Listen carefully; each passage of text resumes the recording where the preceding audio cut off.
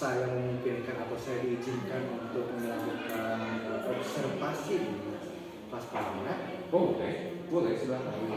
Kalau boleh, saya baru catat ya. Ya. Bisanya saya hari apa dan tanggal berapa Pak? Tanggal hari Rabu itu mungkin tanggal 21 ya.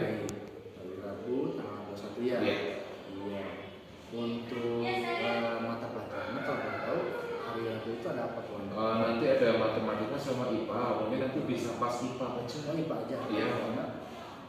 Pas IPA nanti kebetulan tujuan pembelajarannya itu tentang rotasi dan revolusi bumi. Rotasi dan revolusi bumi. Ya, nanti anak mengetahui apa itu rotasi dan revolusi bumi. Sekalian nanti anak mencoba untuk mensimulasikan proses rotasi dan revolusi bumi. Nah, saya mau tanya, ya. Nanti ketika proses pembelajaran, area pengembangan yang hendak dicapai itu seperti apa, Pak? Area pengembangannya tentang prosesnya sih, prosesnya pembelajaran, sekalian nanti supaya anak tahu proses terjadinya rotasi revolusi itu bagaimana, sama nanti anak akan praktek secara langsung bagaimana mensimulasikan lah istilahnya seperti itu. Kemudian model atau strategi yang ingin digunakan oleh Pak Wanda itu apa? Strateginya kemungkinan nanti pakai inquiry. Baik Pak Wanda, nanti saya akan ikut mengobservasi di kelas Pak Wanda pada hari Rabu ya, tanggal 21. Baik, terima kasih Pak Wanda atas waktunya. Siap sama. Oke, saya kesana. Siap. Waalaikumsalam.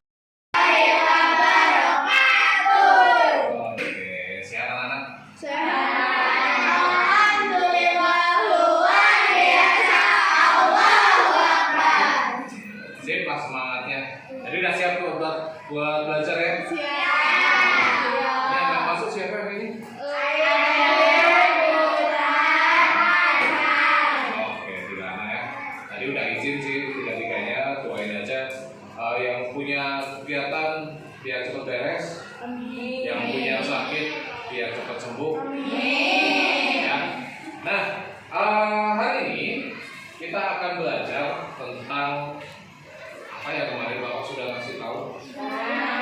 Gerhana. Jadi kita akan masuk ke materi IPA tentang gerhana matahari dan gerhana bulan. Nah, sebelum kita belajar, kita akan coba mempersiapkan dulu diri kita.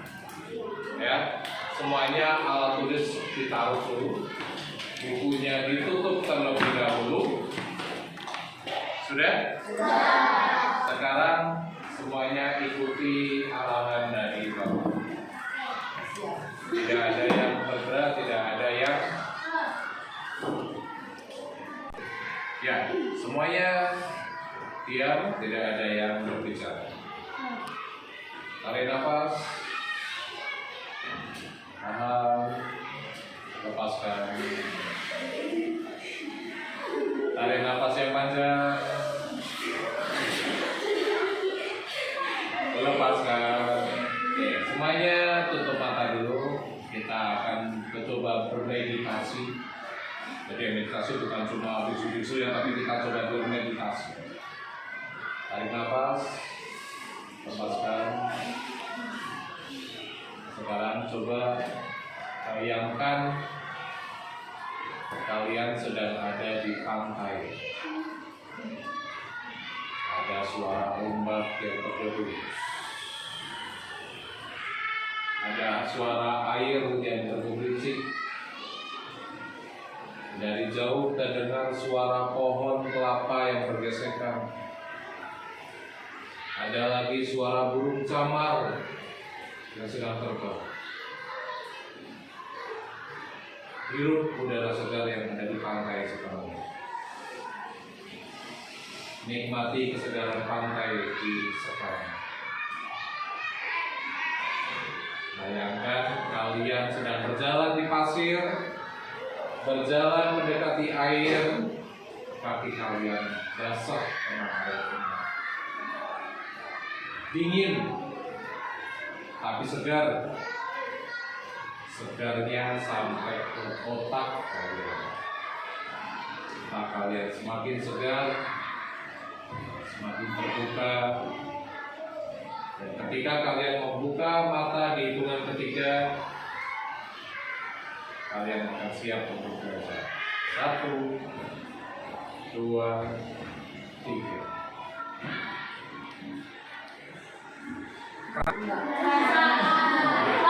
Yang kerasa cuma anginnya aja ya. Tapi paling nggak kita coba relaksasi. Itu salah satu contoh bentuk relaksasi. Jadi cara menenangkan diri. Oke? Nah, sudah siap ya? Kita hari ini akan belajar tentang gerhana bulan dan gerhana matahari. Ya. Ada yang sudah tahu apa itu gerhana? Ada yang sudah tahu? Apa sih gerhana itu? Belum ada yang tahu? Oh, coba deh. Gerhana adalah gambaran proses terjadinya gerakan benda langit ke dalam sebuah bayangan. Benda langit lainnya membuat tertutup. Oh, berarti ada satu benda langit yang tertutup oleh benda langit lainnya, gitu. Nah, coba sekarang Bapak punya video, kita coba lihat bersama-sama, oke? Jauh dari bulan. Hal ini menyebabkan matahari dan bulan terlihat sama besar jika dilihat dari bumi. Orbit bulan mengitari bumi bukanlah lingkaran sempurna, tetapi berbentuk elips. Ketika bulan berada lebih dekat ke bumi, posisi ini disebut perigi, dan ketika lebih jauh disebut apogee. Perbedaan jarak ini memang relatif kecil, tapi cukup untuk membuat bulan tampak lebih kecil atau lebih besar dari ukuran biasanya. Setiap peristiwa bulan baru, terdapat kemungkinan piringan bulan menutupi piringan matahari. Peristiwa ini disebut gerhana matahari. Dari video yang sudah kalian lihat tadi, benar nggak kata pendapat Ade tadi? Benar ya. Berarti ternyata yang namanya gerhana matahari itu adalah cahaya matahari yang tertutup oleh bulan. Kenapa bisa tertutup? Karena antara matahari, bumi dan bulan itu dalam satu garis. Ya, ibaratnya gini deh. Coba Bapak minta 3 anak coba ke depan. Boleh, Bella, Saskia sama Patra sini. Nah, ibaratnya Bapak minta Saskia jadi matahari di situ, oke? Terus Bella jadi bumi di sini. Nah, Patra sebagai bulan. Nah, kemarin kita sudah belajar tentang rotasi, ya kan? Dan revolusi. Bulan itu akan selalu berevolusi terhadap bumi. Dia akan mengitari bumi secara terus-menerus dalam waktu 1 tahun, ya kan? Nah, selama masa revolusi ini dia akan suatu ketika dia akan menutupi cahaya matahari yang seharusnya ke bumi tertutup oleh bulan. Jadi di bagian tertentu di bumi itu akan tertutup, tapi tidak dalam waktu yang lama karena bulan ini akan terus mengitari bumi. Gitu ya. Itu kenapa mataharinya bisa tertutup. Tapi seperti di video tadi, mataharinya tertutupnya hanya sebagian saja. Karena jarak antara matahari dan bumi itu sebenarnya sangat jauh. Bumi ke bulan aja itu juga jauh. Makanya yang terjadi hanya beberapa kecil aja yang terjadi gerhana secara total tadi. Gitu ya. Coba silakan duduk lagi. Terima kasih. Nah, coba sekarang perhatikan lagi.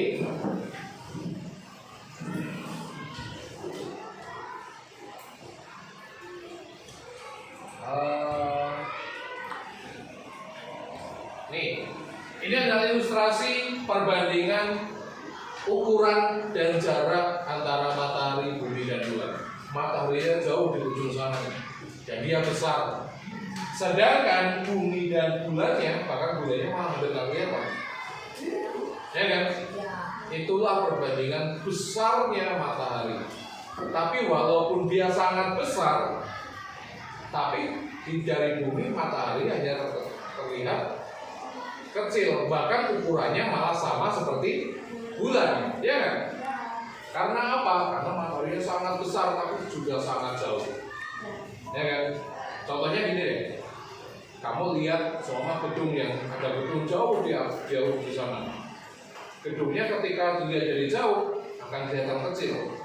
Mungkin sama bandingkan dengan jari kamu, lebih tinggi jari kamu. Ketika kamu semakin mendekat ke sana, kamu akan semakin ke atas. Oh, ternyata besar banget. Ya kan? Itulah perbandingan kayak bulan atau bumi ke matahari. Jadi jauh. Gitu ya. Nah,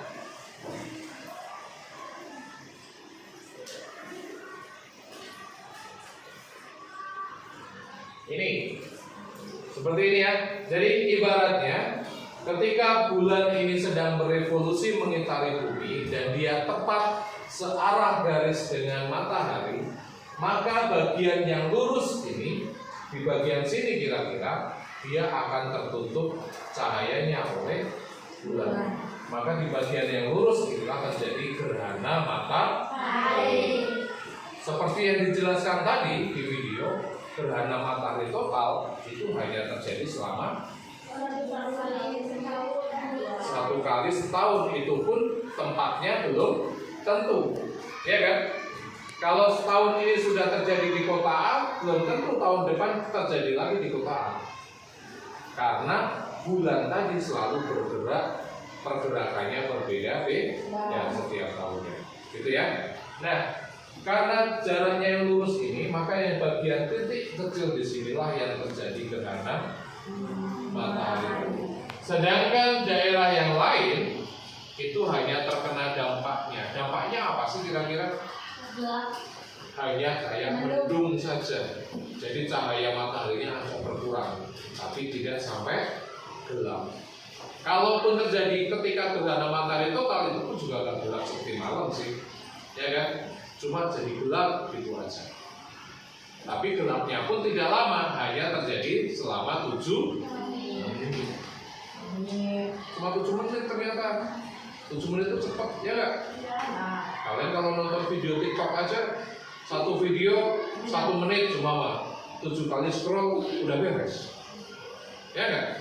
Jadi ibaratnya seperti itu, cepat banget terjadinya, gitu ya.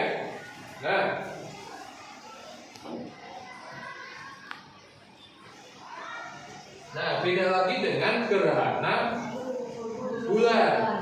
Kalau gerhana matahari tadi, bulannya yang menutupi matahari. Sekarang kebalik, bulannya yang tertutup oleh bumi. Kok bisa? Karena ada rotasi dan revolusi bulan. Sekarang coba untuk mengetahui ini, kalian sudah bisa atau belum, sudah paham atau belum? Bapak ada 10 soal, isian singkat aja, oke? Di sini ada 10 soal tentang gerhana tadi. Silakan kalian kerjakan dulu, jawabannya saja, ya. Waktunya 15 menit dari sekarang. Silakan. Kalau ada yang kesusahan, tidak paham, boleh bertanya ke Bapak. Ya. Coba, apa? Ada apa?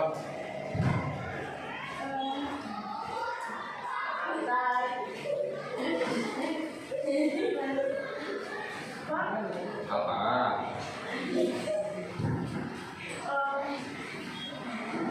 Dor. Benda langit. Yang nomor 1 ya.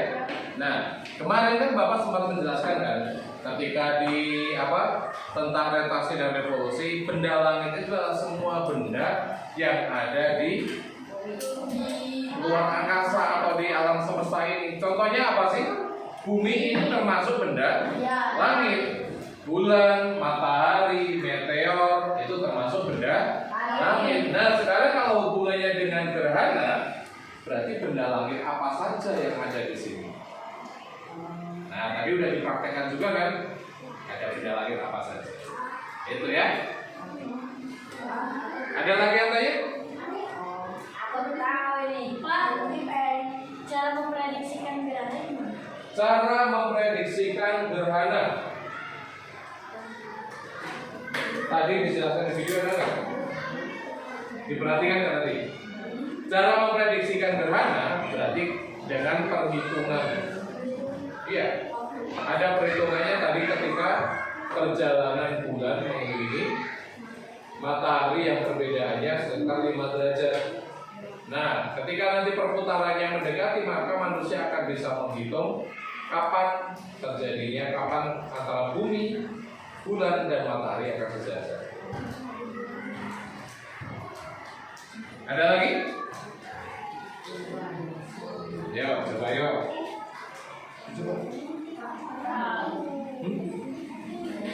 Tadi udah mengerjakan semua ya?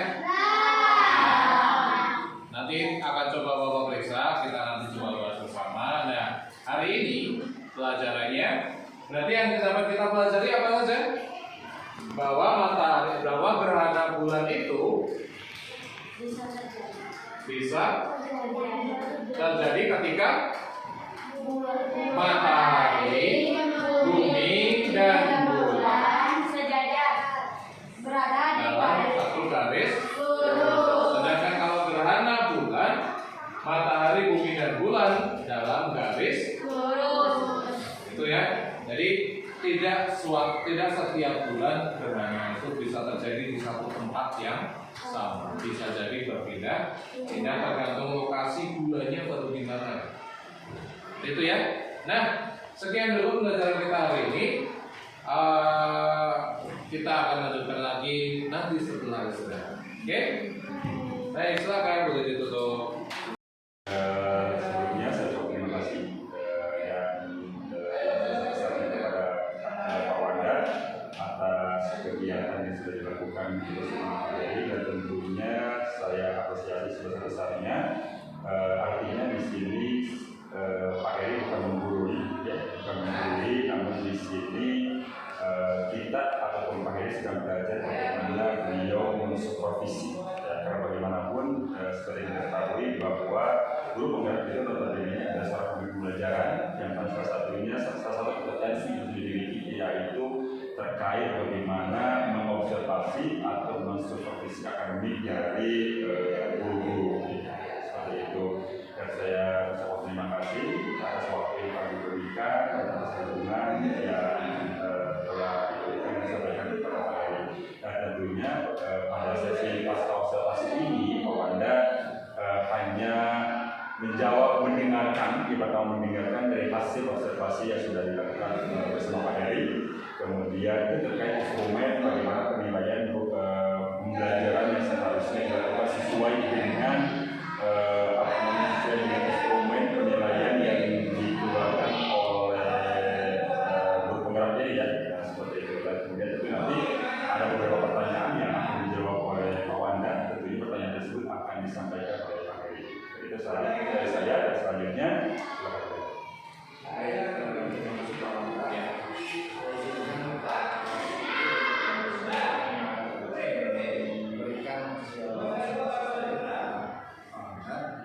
Jadi observasi itu kami laksanakan di hari Rabu tanggal 24 dimulai jam 8 dan diakhiri jam di 10 ini 2 jam pelajaran. Pertama dari segi mengembangkan lingkungan kelas yang memfasilitasi belajar secara nyaman. Di sini Pak Wanda sudah memperhatikan posisi murid sesuai dengan kondisi fisik.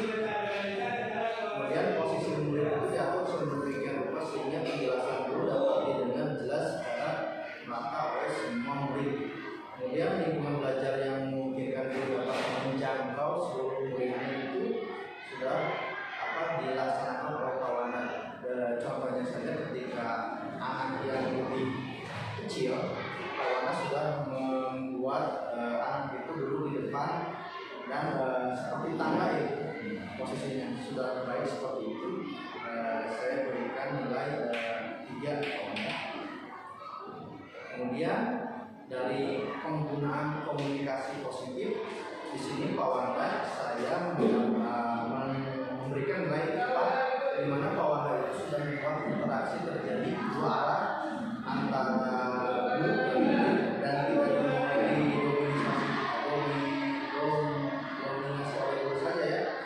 Nah, di sini Pak Wanda juga sudah mendorong interaksi antara guru pada saat pembelajaran. Nah, kemudian sudah terlihat ketika guru itu mendengarkan secara aktif dari penjelasan ataupun pendapat dari murid. Kemudian guru juga sudah mengajukan pertanyaan yang klarifikasi pendapat penjelasan dari murid tersebut.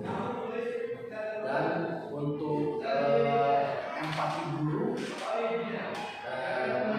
terhadap sudut pandang murid saya kasih nilai 3. Kenapa? Karena sudah terlihat ya tadi saya jelaskan, sudah terlihat ketika guru itu mendengarkan secara aktif pendapat dari muridnya itu sendiri.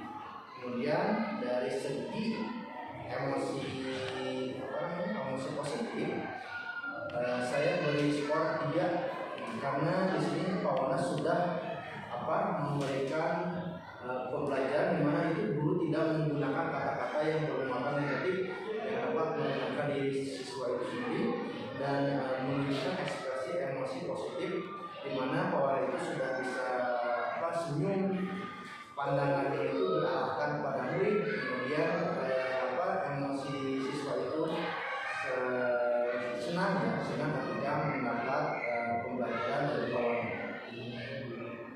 Kemudian dari segi penerapan disiplin, di sini Pak Wana sudah menerapkan kedisiplinan dengan menggunakan peraturan dan konsekuensi yang disepakati karena bersama murid. Nah, di sini juga guru sudah berusaha untuk memberikan bukti objektif menerapkan pada pencatatan dan pengukuran dalam mendisiplin murid. Sedangkan siswa itu sudah bisa meyakini bahwa konsekuensi itu ada dan di dalam kelas. Saya berikan nilai 3. Kemudian satu lagi dari penerapan ini pemberian motivasi.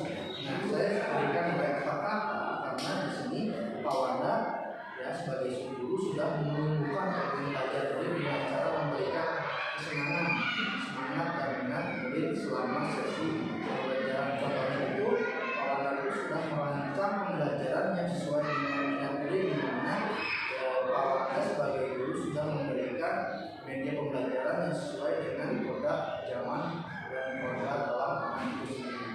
Nah, total dari kegiatannya tadi saya berikan nilai 3, 4, 3, dan 4 dengan skor total 22. Kemudian di tahap observasi 2 saya mendapatkan ini dari pembukaan proses yang dilakukan oleh Pak Wanda. Saya kasih nilai 4, di mana Pak Wanda itu sudah menyampaikan tujuan pembelajaran, guru menyampaikan relevansi tujuan materi pembelajaran dengan kehidupan sehari-hari mereka, serta menyampaikan pentingnya materi tersebut dalam kehidupan sehari-hari siswa itu sendiri. Kemudian untuk muatan sosial emosional dalam aktivitas pembelajaran saya kasih skor 3, di mana aktivitas yang menguatkan kompetensi sosial emosional murid telah diintegrasikan dalam pembelajaran pada tahap pembukaan yang hangat. Ini melibatkan kegiatan yang menyenangkan. Tahap pembukaan juga sudah dioptimalkan oleh kawan. Kemudian dari pendekatan dalam mendampingi murid saya kasih 3. Kenapa? Karena di scaffolding itu kawan sudah melibatkan penyediaan dukungan bertahap yang disesuaikan dengan tingkat kemampuan dan pemahaman murid itu sendiri. Jadi Pak Wana sudah baik dalam memberikan materi dengan adanya menyuruh murid untuk ke depan dengan 3 anak itu berputar sesuai dengan relasi guru tersebut.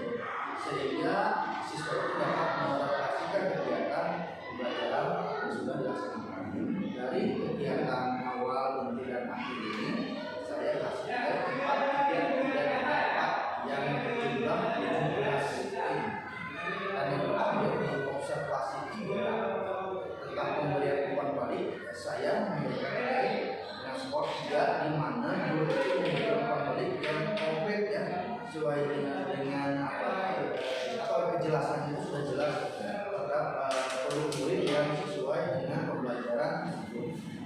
Satu lagi mungkin di sini saya akan memberikan penilaian tentang fungsi asesmen. Nah di sini saya dari skor 3. Kenapa? Karena saat pembelajaran langsung terjadi proses penilaian dan terdapat bukti penilaian yang sesuai dengan pembelajaran. Nah untuk kegiatan asesmen itu saya kasih nilai tidak dengan poin 6. Jadi total keseluruhan adalah tidak bawah itu 22 ditambah 6 dari 45 itu sebanyak 86,5. Nah mungkin ada catatan dari saya untuk Pak Wanda ketika mengajar Pak Wanda itu secara konsisten menggunakan berbagai strategi pembelajaran yang baik secara bisa. Karena setiap kali itu saya melihat Pak Wanda itu sudah baik dalam memberikan strategi pembelajaran ataupun media-media, karena yang saya tahu Pak Wanda itu selalu memberikan pembaruan bagi kita juga. Nah Pak Wanda juga sudah memperlihatkan ketertarikan yang besar terhadap perkembangan dan kemajuan setiap siswa di kelas. Selama pelajaran mungkin Pak Wanda itu sudah membangun lingkungan yang inklusif dan mendukung di mana setiap siswa merasa diterima dan didukung. Ya. Pak Wanda juga sudah memanfaatkan teknologi secara efektif dalam pembelajaran juga. Itu terlihat dari kegiatan di mana itu beberapa pembelajaran dan pembelajaran juga ada aplikasi juga.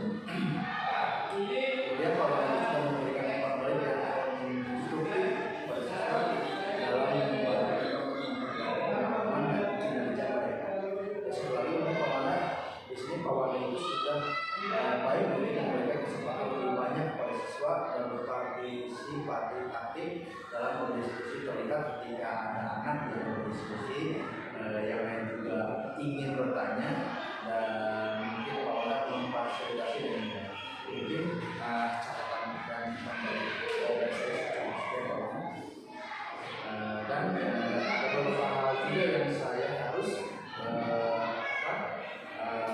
tanyakan kepada Pak Wanda terkait dari pasca dari observasi dan pertama.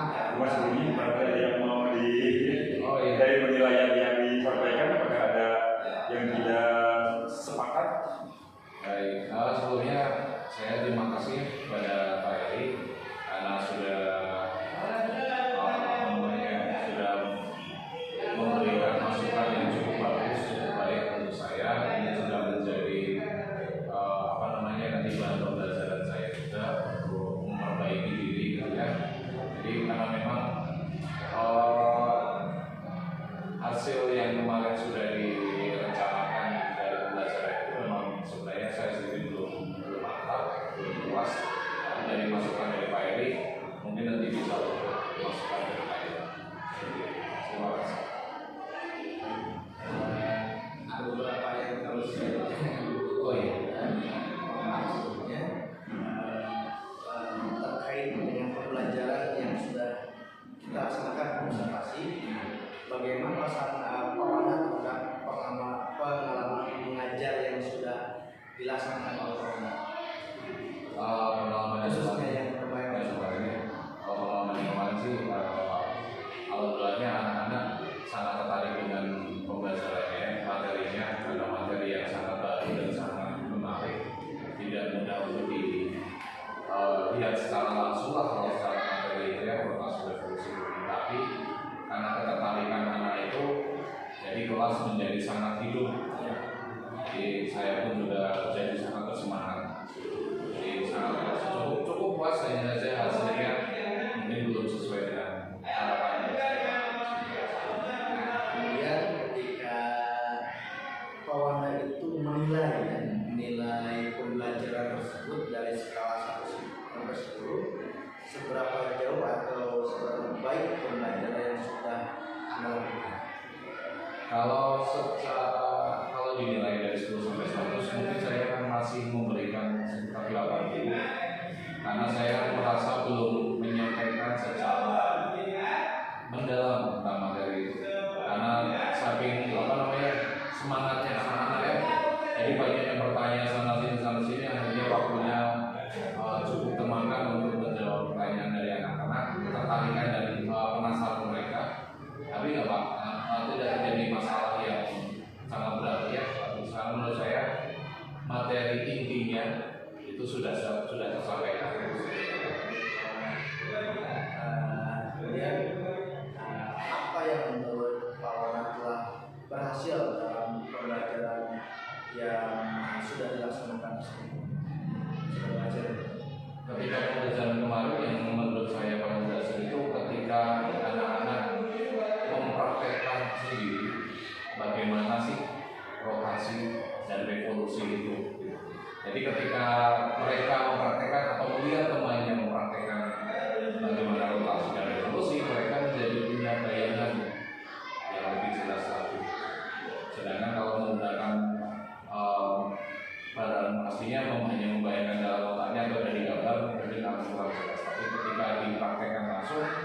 insya Allah pengalaman mereka akan lebih nyata.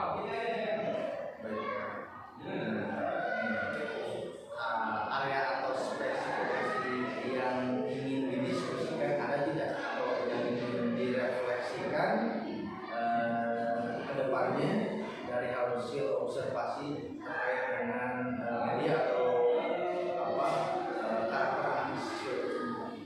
Yang ingin saya diskusikan lebih tentang materi itu sih mungkin tentang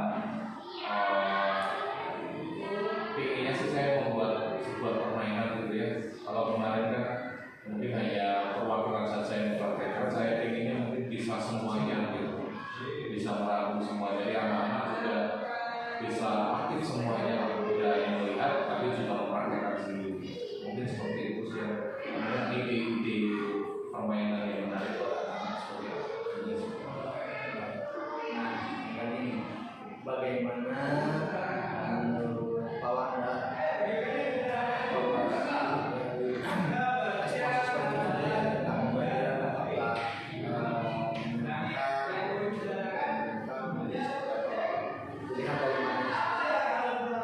Kalau saya melihat cara menilainya mungkin juga dari bagaimana ketertarikan anak pada materinya ketika mereka benar-benar memusatkan perhatian pada materi ini dan mereka paham pada akhirnya, itu sudah menjadi sebuah keberhasilan menjadi kelompok yang cukup jadi keren. Cukuplah untuk mengetahui bahwa ini sudah tersampaikan dengan baik. satu lagi mungkin Pak Wanda, apakah Pak Wanda itu merasa ada tantangan tertentu ya selama ini ketika mengajar